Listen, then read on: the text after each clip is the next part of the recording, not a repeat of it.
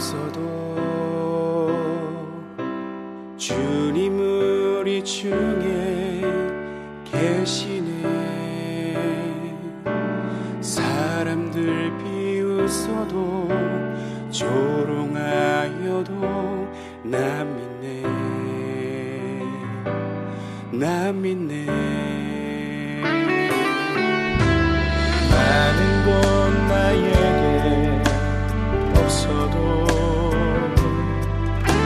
주님 우리 중에 계시네. 사람들 비웃어도 조롱하여도 난 믿네. 난 믿네.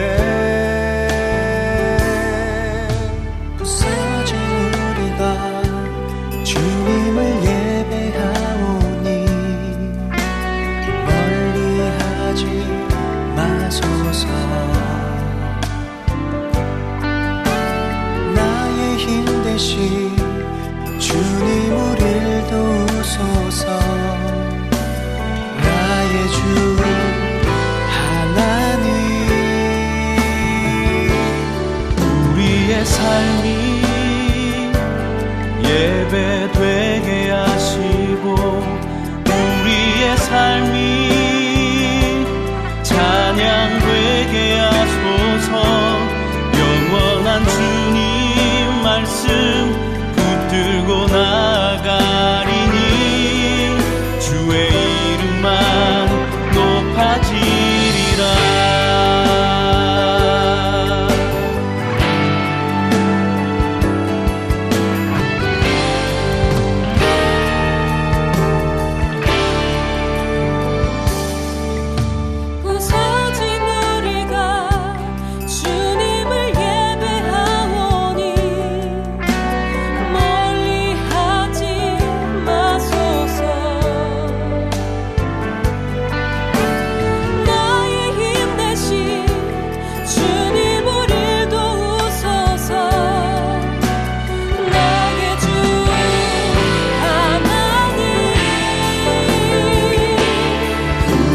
삶이 예배되게 하시고 우리의 삶이 찬양되게 하소서. 영원한 주님 말씀 붙들고 나가리니 주의 이름만 높아지리라. 삶이 예배되게 하시고 우리의 삶이 찬양되게 하소서. 영원한 주님 말씀 붙들고 나가리니 주의 이름만 오직 주님만 높아지리라.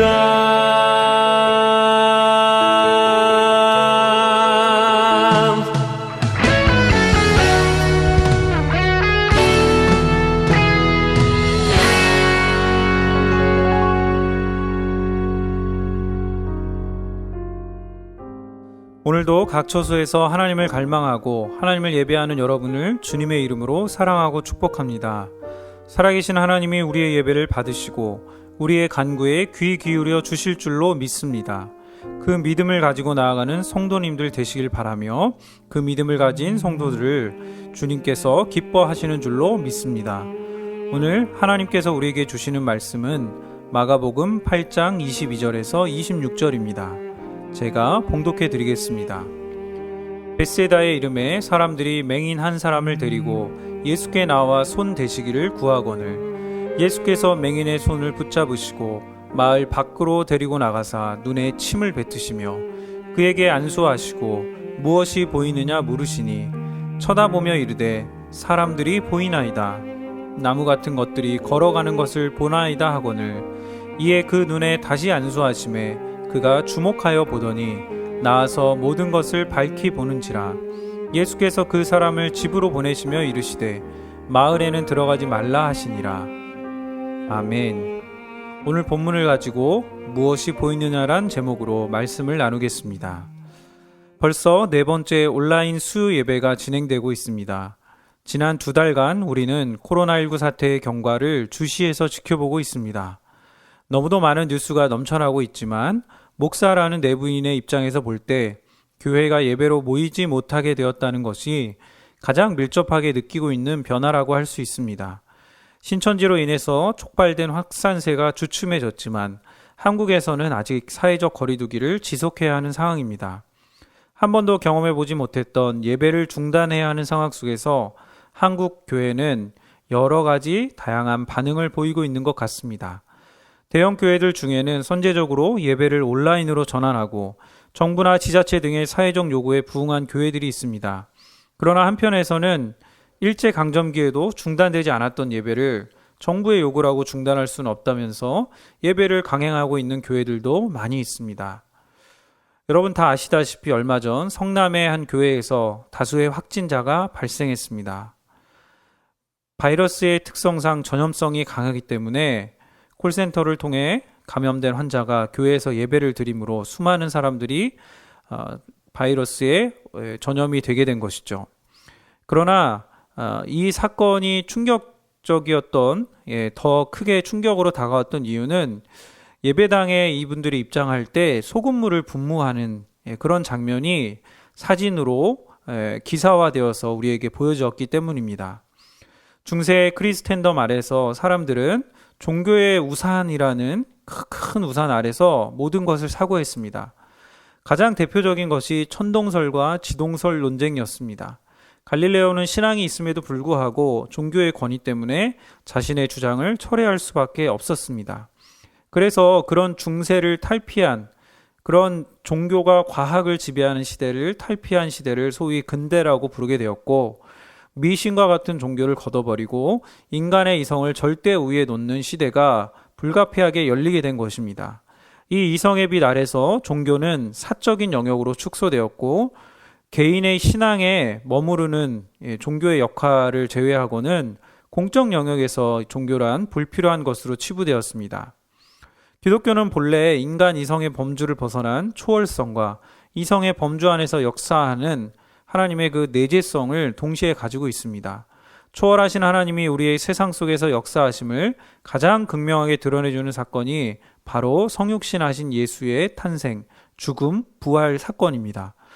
그 사건 속에서 자신을 발견하고 예수 그리스도의 말씀에 합당하게 새롭게 창조하실 그 미래를 고대하며 우리가 살고 있는 현재를 하나님 나라와 같이 만들어가는 것이 오늘날 현대를 살고 있는 우리 그리스도인의 사명이라고 볼 수 있습니다.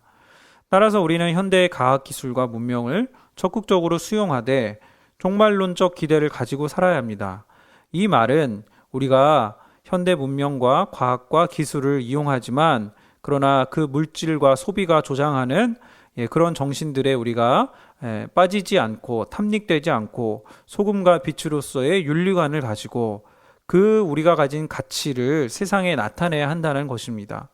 우리의 믿음이 아니라 우리의 믿음에 기반한 행실을 보고 사람들이 하나님을 찬양하고 하나님께로 돌아오게 하는 것이 그리스도인의 사명인 줄로 믿습니다.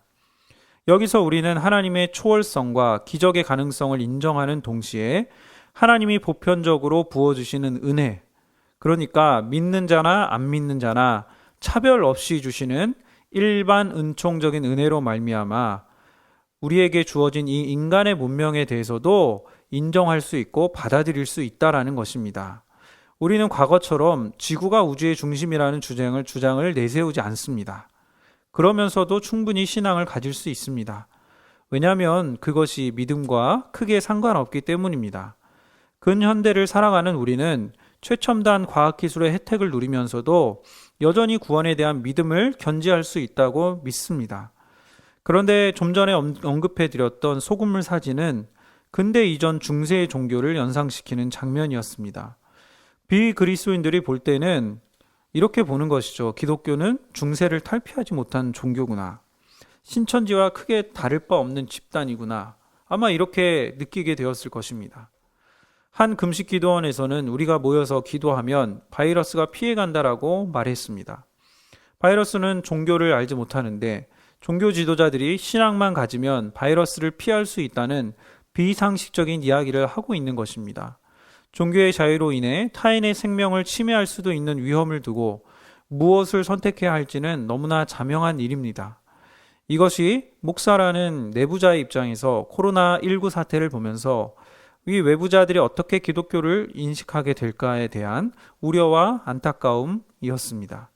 우리는 그들이 보지 못하는 것을 본다고 하면서 그들보다 더 어두워 있는 모습으로 서 있는 것은 아닌가라는 생각이 들었던 것입니다. 자, 오늘 본문에는 보는 것에 대한 이야기가 나옵니다. 예수님이 벳세다라는 동네에 가셨는데 한 맹인을 사람들이 데리고 나왔습니다. 선천적이었는지 후천적이었는지 본문에 나와 있지 않아 모르지만 현재 그의 상태는 보지 못하는 상태입니다. 그런 그에게 예수님은 침을 뱉으시고 안수하신 후에 그에게 물어보셨습니다. 무엇이 보이느냐? 이에 맹인이 대답합니다. 사람들이 보입니다. 나무 같은 것들이 걸어가는 것이 보입니다. 주님이 다시 안수하시자 그는 모든 것을 밝히 보게 되었습니다.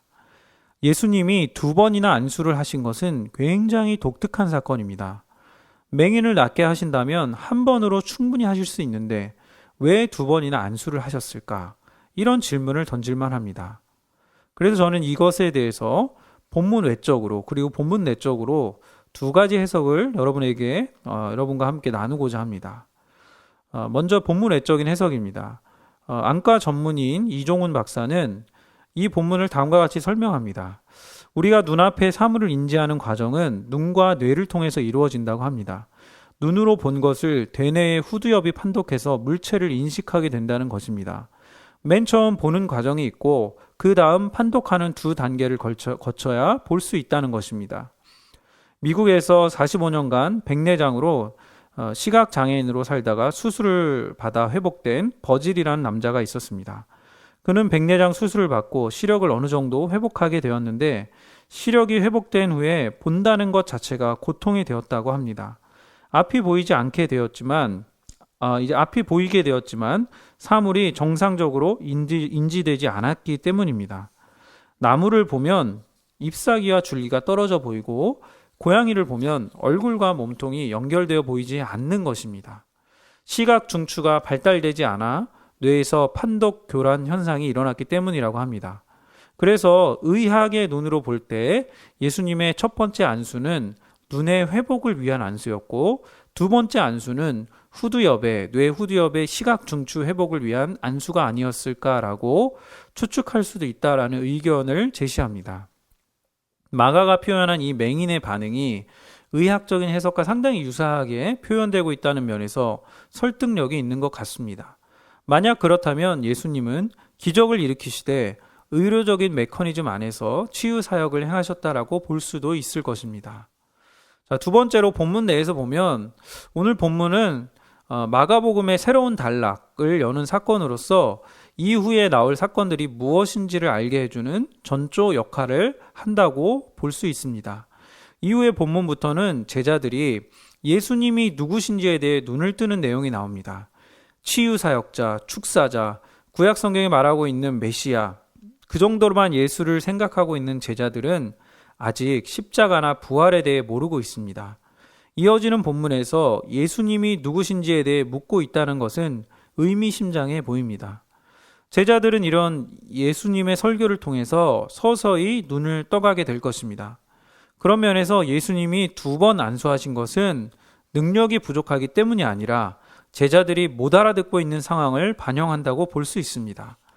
오늘 본문 직전의 내용을 보면 제자들이 깨닫지 못하고 있기 때문입니다. 21절을 보시면 예수님이 이렇게 책망하십니다. 아직도 깨닫지 못하느냐? 2번에 걸쳐 맹인을 안수하셨듯이 예수님은 한 번에 제자들을 깨우치신 것이 아니라 단계를 거쳐서 친절하게 주님의 정체에 대해서 알려주십니다.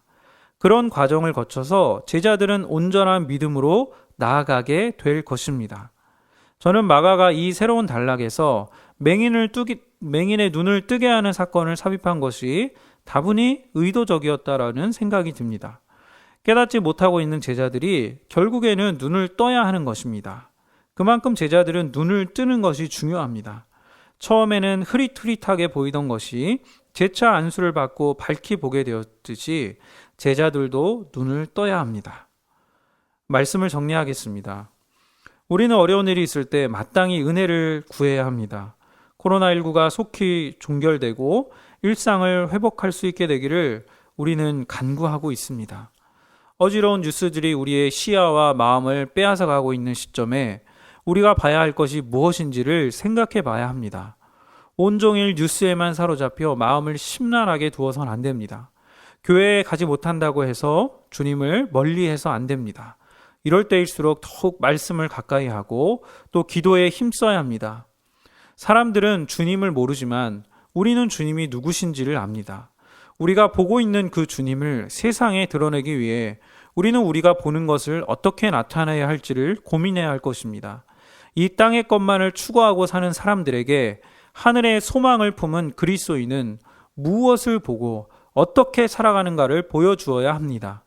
주님은 기적을 행하시며 하나님 나라가 무엇인지를 우리에게 몸소 보여주셨습니다. 먼저는 우리의 흐릿한 것들이 밝히 보여지기를 간구해야 합니다. 만약 우리가 밝히 보게 되었다면 우리는 지금 눈으로 보고 있는 이 것들을 어떻게 표현하고 행할 것인가를 생각해야 할 것입니다. 믿음은 보지 못하는 것을 보는 것입니다. 그것을 볼 시력을 만약 회복했다면 이제 보는 것에 대해 말할 수밖에 없는 것은 당연한 귀결입니다. 다시 질문 드리겠습니다. 여러분은 지금 무엇을 보고 계십니까? 앞에 보이지 않는 어려운 상황 가운데서 우리가 어려움을 간구할 때 주님은 우리의 기도를 들으시고 우리의 어두워진 눈을 밝게 해주실 것입니다. 우리가 이웃에 대해 눈이 어두워져 있다면 우리의 눈을 밝혀주셔서 그들을 위해 어떻게 행해야 할지를 깨닫게 해주실 것입니다. 훗날 사도들은 핍박 앞에서 이렇게 고백했습니다. 우리는 본 것을 말하지 않을 수 없다. 그렇습니다. 이것이 증인의 삶입니다. 교회적으로는 이런 상황의 극복을 위해 119 기도운동을 저녁 9시마다 벌이고 있고 또 우리 직장과 사업체를 가지신 분들 또 여러 가지로 이런 재정적인 어려움을 경제적 상황을 타개하고자 우리가 함께 그분들을 돕자는 123 투게더 운동을 벌이고 있습니다. 말씀을 듣는 여러분들도 이 운동들에 적극적으로 동참해 주시길 부탁드립니다. 또 주님을 향한 신앙을 이럴 때일수록 우리가 더욱 붙들고 우리의 어려움을 하나님 앞에 간구하며 우리의 눈을 밝혀주셔서 함께 손잡고 나아가는 우리 공동체가 되어서 우리가 하나님께 영광을 돌릴 뿐만 아니라 주님께도 영광 돌리는 공동체가 되기를 소망합니다. 그렇게 여러분 함께 동역하여 주실 줄로 믿고 주님께서 우리 가운데 은혜 주실 줄 소망하며 그렇게 간구하며 나아가는 모든 성도님 되시기를 주님의 이름으로 축원드립니다. 제가 기도드리겠습니다. 살아계신 아버지 하나님 감사합니다. 하나님 코로나19 상황 가운데서도 하나님 우리를 붙들어 주시고 지켜주시고 또 그 가운데서도 감사할 거리를 찾게 하시고 우리가 가족 간에 소원한 관계가 있었다면 그것을 회복시켜 주시고 또 하나님 우리가 이 시간들을 통해서 멈춤을 통해서 우리가 무엇을 추구하고 있었고 무엇을 보고 있었고 무엇을 향해 가고 있었는지를 다시금 생각해 보게 되는 그런 계기가 되었습니다. 주님, 그러나 우리가 그런 우리를 돌아볼 뿐만 아니라 이 상황 속에서 경제적으로 또 생활적으로 어려움을 당한 많은 성도님들을 보게 됩니다. 또 우리 주변의 이웃들을 보게 됩니다. 우리가 본대로 행하게 하여 주시옵시고 우리가 본 것을 말하게 하여 주시옵시고 우리가 무엇을 어떻게 행하며 나가야 할지를 주님 앞에 무릎 꿇으며 간구하며 기도하며 나아가는 모든 성도님 될 수 있도록 주님 인도하여 주시옵소서. 주님, 우리는 연약합니다. 우리는 이 상황에서 어찌할 바를 모르겠습니다. 전 세계적으로 이 질병이 확산되고 있고 한국에서도 아직도 여전히 이것이 위험 단계에 있고 또 이 상해에서도 우리는 아직 이것으로부터 자유롭지 못한 그러한 속박 가운데 있습니다. 주님, 우리를 자유케 하여 주시고 이 모든 상황으로부터 전 세계를 건져주시고 하나님의 놀라우신 주권과 역사와 위엄과 은혜와 우리와 함께 하시는 역사가 하나님 이 코로나19 사태를 통해서 우리가 더욱 밝히 이것들을 깨달아 알게 하여 주시옵시고 우리의 믿음이 떨어지지 않게 하여 주시옵시고 우리의 눈을 밝혀주셔서 우리가 눈을 들어 주님을 바라보게 하여 주셔서 이 모든 일들을 향하신 하나님의 계획과 섭리들을 믿고 신뢰하고 주 앞에 나아갈 수 있도록 인도하여 주시옵소서. 그렇게 주님께서 우리 가운데 함께 하실 줄로 믿사오며 우리에게 능력 주실 줄로 믿사오며 하나님 그렇게 우리 가운데 역사하여 주실 줄로 믿습니다. 이제는 우리 주 예수 그리스도의 은혜와 하나님의 놀라우신 사랑과 성령의 위로하시고 인도하시고 간구케 하시고 함께 하시는 역사가 오늘 함께 예배하며 주의 이름을 부르며 주님께 영광 돌리길 원하는 사랑하는 우리 상해 한인연합교회 모든 성도들 머리 위에 이제로부터 영원토록 함께 있을지어다. 아멘.